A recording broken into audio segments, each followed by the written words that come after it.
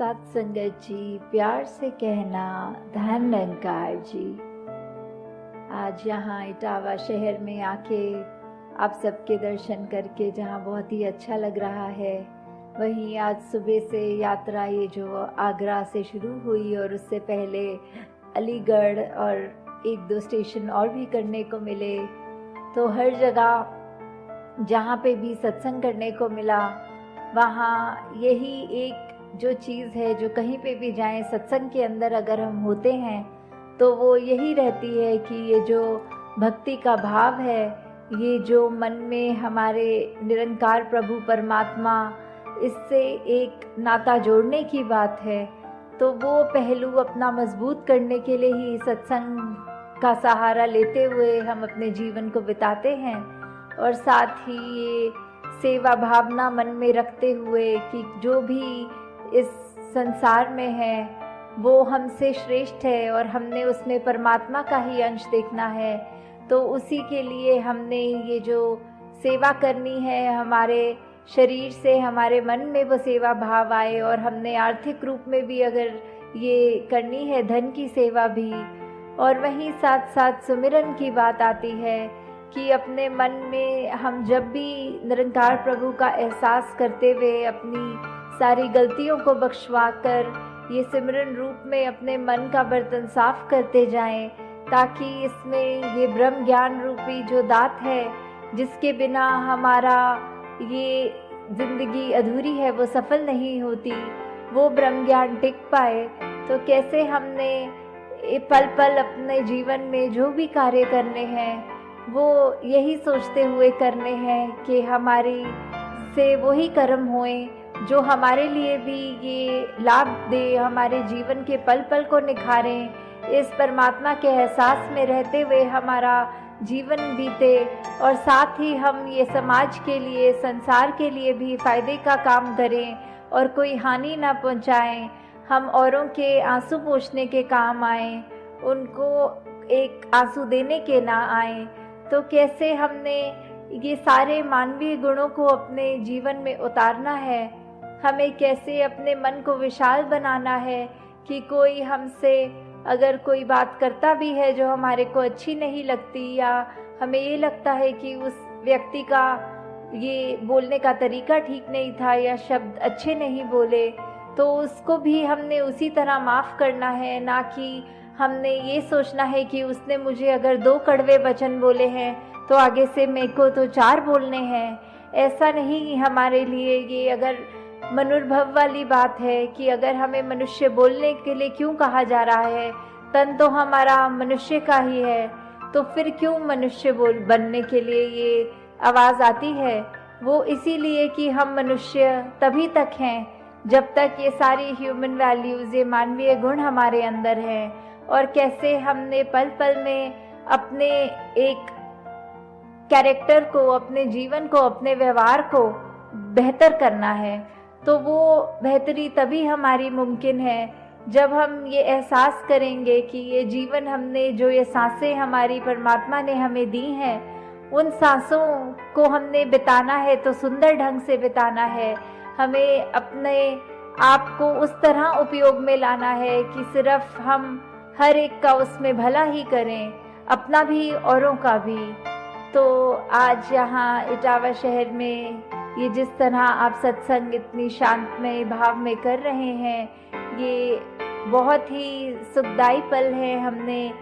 3 घंटों से पिछले यही श्रवण किया, जो भी वक्ता बोले, चाहे वो कविता रूप में बोले, गीत रूप में, स्पीच रूप में, कोई भी भाषा का उन्होंने सहारा लिया, तो उन्होंने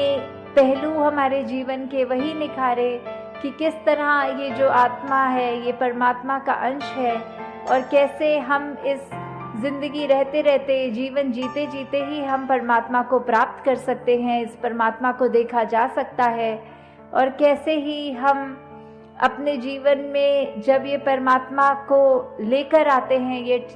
एहसास में रखते हैं, तो कैसे हम सिर्फ ये अपनी ज़िंदगी को और खूबसूरत ही नहीं करते जाते, बल्कि जब ये हमारी मृत्यु का समय होगा, ये आंखें बंद होंगी, तो भी वो एक उसके बाद की भी जो बोलते हैं यात्रा, वो उस अपनी पहचान जब हमने कर ली तो हमें कहाँ से आए हैं, कहाँ जाना है और किस में रहकर ये जीवन बिता रहे हैं, ये सारे सवाल हमारे ये खुद ब खुद हमें इसका जवाब ये सिर्फ ब्रह्म ज्ञान से ही मिल सकता है। तो आज ये हम सब अपने आप की पहचान इस तरह करें कि आत्मा का जो पहचान है वो परमात्मा है।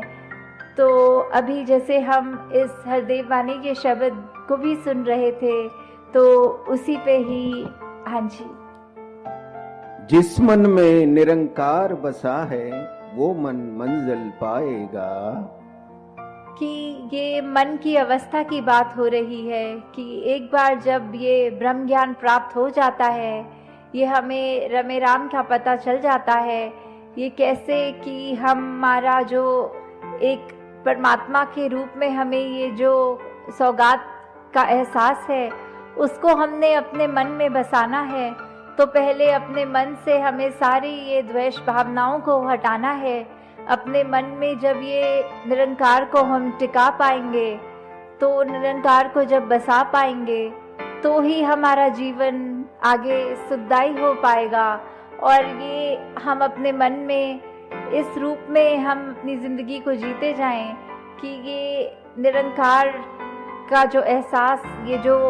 भक्ति में रहकर ये जो विश्वास की बात आती है, जितना हमारा मन स्थिर रहेगा, साफ रहेगा, उतना ही हमारा ये मन के बर्तन में वो निरंकार का प्रभु परमात्मा को हम टिका पाएंगे। और ऐसे ही हमने अपने जीवन को आगे चलाते जाना है। हाँ जी, जिस मन में संसार बसा है वो मन ठोकर खाएगा। तो अब दूसरी तरफ ये बात कर रहे हैं कि एक तरफ तो जहाँ मन में निरंकार बस गया तो जीवन कितना सुखमय हो गया,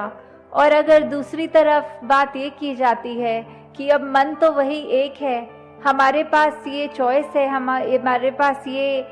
ऑप्शन है कि हम उसमें क्या रखना चाहते हैं। ये संसार तो डामाडोल करता है, ये संसार तो क्षण भंगुर है, इस संसार में तो सिर्फ हमें कोई स्थिरता भी नहीं दिखेगी, हर तरफ हर मिनट हमें एक उथल पुथल, एक बेचैनी जहाँ मिल रही है। तो कैसे जीना तो उसी संसार में है, पर कैसे उस संसार का हम असर ना ग्रहण करें, हम कैसे ये माया रूप का अंधकार अपने मन में इतना ना ले लें कि हमें कुछ दिखाई ना दे और ठोकर ही मिले, और उस तरह हम अपने आप को एक बार बार उस दलदल में माया रूप की ये संसार के अपने आप को गिराते रहें।